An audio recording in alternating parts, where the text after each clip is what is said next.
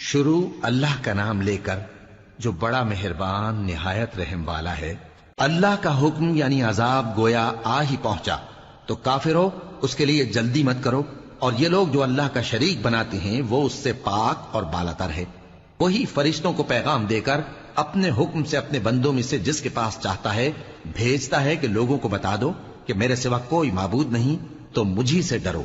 اسی نے آسمانوں اور زمین کو حکمت سے پیدا کیا، اس کی ذات ان کافروں کے شرک سے بلند و برتر ہے۔ اسی نے انسان کو نطفے سے بنایا مگر وہ کھلم کھلا جھگڑالو بن گیا، اور مویشیوں کو بھی اسی نے پیدا کیا، ان میں تمہارے لیے سردی سے بچاؤ اور بہت سے دوسرے فائدے ہیں، اور ان میں سے بعض کو تم کھاتے بھی ہو، اور جب شام کو انہیں جنگل سے لاتے ہو اور جب صبح کو جنگل چرانے لے جاتے ہو تو ان سے تمہاری عزت و شان کا اظہار ہوتا ہے۔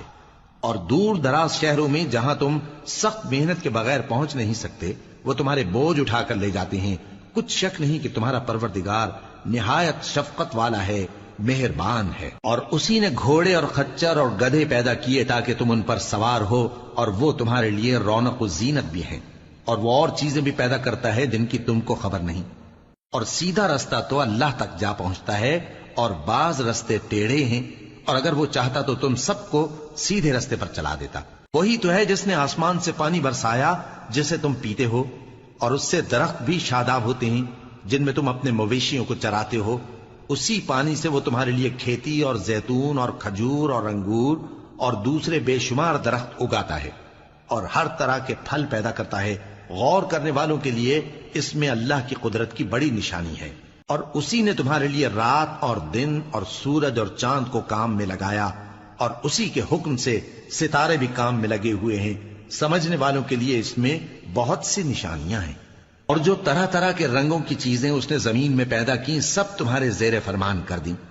نصیحت حاصل کرنے والوں کے لیے اس میں نشانی ہے۔ اور وہی تو ہے جس نے سمندر کو تمہارے اختیار میں کیا تاکہ اس میں سے تازہ گوشت نکال کر کھاؤ، اور اس سے زیور موتی وغیرہ نکالو جسے تم پہنتے ہو۔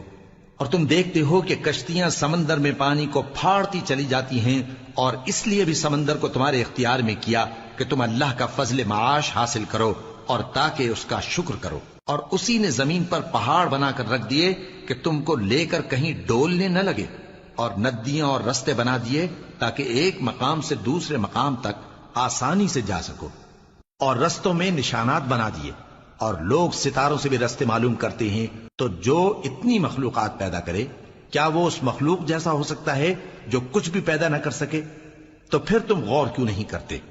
اور اگر تم اللہ کی نعمتوں کو شمار کر